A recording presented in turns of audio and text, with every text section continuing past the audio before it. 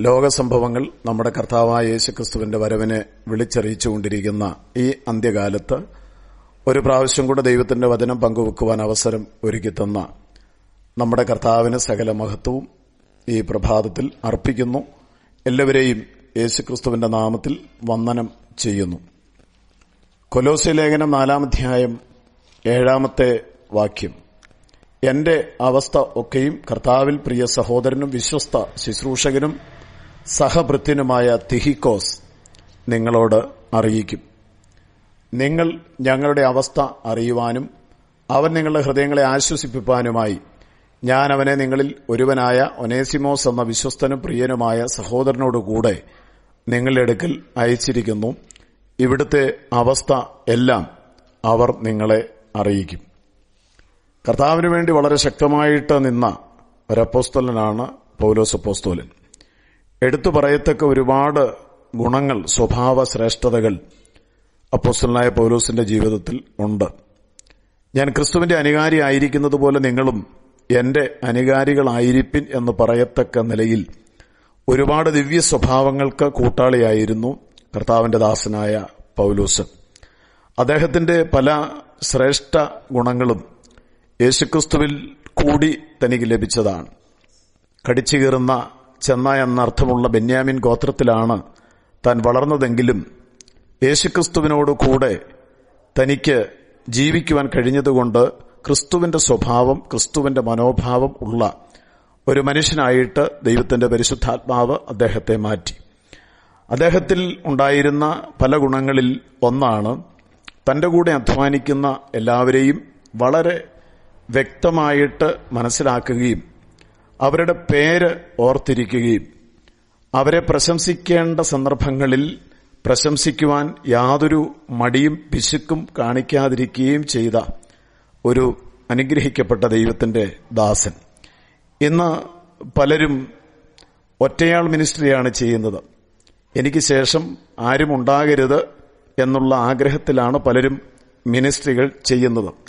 എന്നാൽ ദൈവത്തിന്റെ വചനം നാം പഠിക്കുമ്പോൾ ദൈവത്താൽ ഉപയോഗിക്കപ്പെട്ട എല്ലാവരും തങ്ങൾക്ക് ശേഷം ദൈവിക ശുശ്രൂഷകൾ മറ്റുള്ളവരെ ഭരമേൽപ്പിക്കേണ്ടതിന് ആളുകളെ ട്രെയിൻ ചെയ്യിച്ചിരുന്നു. മോശയുടെ ജീവിതം അതിനുദാഹരണമാണ്. മോശ തനിക്ക് ശേഷം ഒരു യോശുവായെ പരിശീലിപ്പിച്ചിരുന്നു. പൗലോസ് തനിക്ക് ശേഷം ഒരു തീമോത്തിയോസിനെ ട്രെയിൻ ചെയ്യിച്ചിരുന്നു. മാത്രമല്ല, ഏലിയാവിന്റെ പ്രത്യേകത തനിക്ക് ശേഷം ഒരു എലീശയെ താൻ ദൈവത്തിന്റെ വഴിയിലൂടെ നടക്കേണ്ടതിന് പരിശീലിപ്പിച്ചിരുന്നു. മോശയ്ക്ക് ശേഷം യോശുവ, ഏലിയാവിന് ശേഷം എലീശ, പൗലൂസിന് ശേഷം തീമോത്തിയോസ്. ഇതൊക്കെ ശ്രേഷ്ഠ ഗുണങ്ങളിൽ പെട്ട കാര്യങ്ങളാണ്. അപ്പോസ്തലനായ പൗലോസ് കൊലോസ്യ സഭയ്ക്ക് ലേഖനം എഴുതുമ്പോൾ അവിടെ തിഹിക്കോസ് എന്ന് പറയുന്ന ഒരു സഹോദരന് വന്ദനം പറയുന്ന ഭാഗമാണല്ലോ നമ്മൾ ഇവിടെ വായിച്ച് കേട്ടത്. തിഹിക്കോസ് ആരായിരുന്നു? 3 കാര്യങ്ങളാണ് നമുക്ക് തിഹിക്കോസിനെ സംബന്ധിച്ചിവിടെ മനസ്സിലാക്കുവാനായിട്ട് കഴിയുന്നത്. ഒന്ന്, പൗലൂസിന്റെ അവസ്ഥ നന്നായിട്ട് മനസ്സിലാക്കിയ ഒരു കൂട്ടുവേലക്കാരൻ. പൗലൂസ് കടന്നുപോകുന്ന അനുഭവങ്ങൾ അത്ര സുഖകരം ആയിരുന്നില്ല. ഒരാളുടെ അവസ്ഥ അറിയണമെങ്കിൽ ആ വ്യക്തിയോടുകൂടി താമസിക്കുകയും ആ വ്യക്തിയോടുകൂടി ദീർഘദിവസങ്ങൾ കഴിയുകയും ചെയ്യുന്നവർക്ക് മാത്രമേ ആ വ്യക്തിയുടെ ശാരീരിക അവസ്ഥ, ധനപരമായ അവസ്ഥ, മാനസികാവസ്ഥ എല്ലാം മനസ്സിലാക്കുവാനായിട്ട് സാധിക്കുകയുള്ളൂ. തിഹിക്കോസിന്റെ പ്രത്യേകത നമ്മളിവിടെ കണ്ടു. പൗലൂസിന്റെ അവസ്ഥ മനസ്സിലാക്കിയ തിഹിക്കോസ്, കഷ്ടതയിലൂടെ ആണ് പൗലൂസ് കടന്നുപോകുന്നത്. ഒത്തിരി ഞെരുക്കങ്ങൾ പൗലൂസിനുണ്ട്. ആ അവസ്ഥ മനസ്സിലാക്കിയ തിഹിക്കോസ് ചെയ്തത് ഈ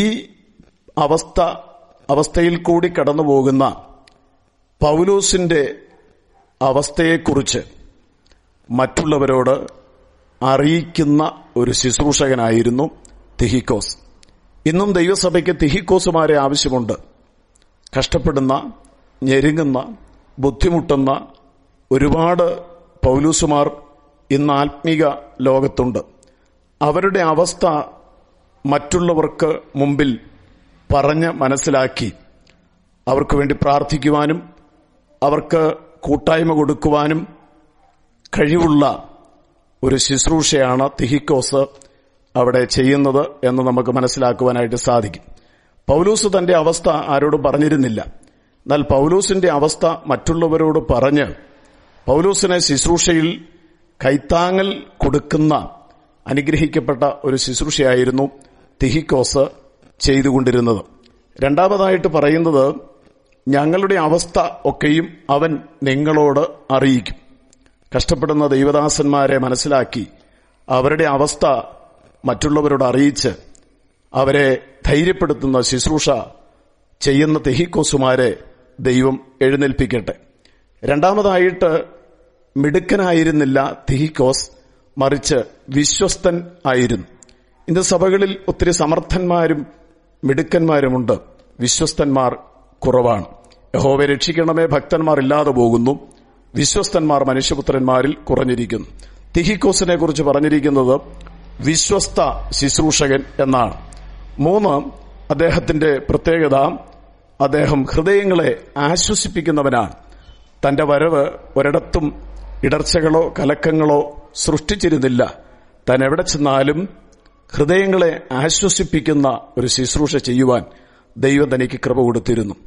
ഇത്രയും സ്വഭാവ ഗുണങ്ങളുള്ള തിഹിക്കോസിനെ പൗലോസ് വന്ദനം ചെയ്യുന്ന ഭാഗമാണ് നമ്മളിവിടെ വായിച്ചത്. പ്രിയപ്പെട്ടവരെ, ഇന്ന് സഭകളിൽ ദൈവം തിഹിക്കോസുമാരെ എഴുന്നേൽപ്പിക്കുവാൻ നമുക്ക് പ്രാർത്ഥിക്കാം. സ്വർഗസ്ഥ പിതാവേ, ഞങ്ങളെ കേൾപ്പിച്ച വചനത്തിനായി സ്തോത്രം. തിഹിക്കോസിനെ പോലെ ദിവ്യ സ്വഭാവമുള്ളവരായി ഞങ്ങളെ തീർക്കണം. യേശുക്രിസ്തുവിൻ നാമത്തിൽ തന്നെ, ആമേൻ. തേനിലും മധുരമാ, തേനിലും മധുരമാ, യേശുക്രിസ്തു മാധുര്യവാ,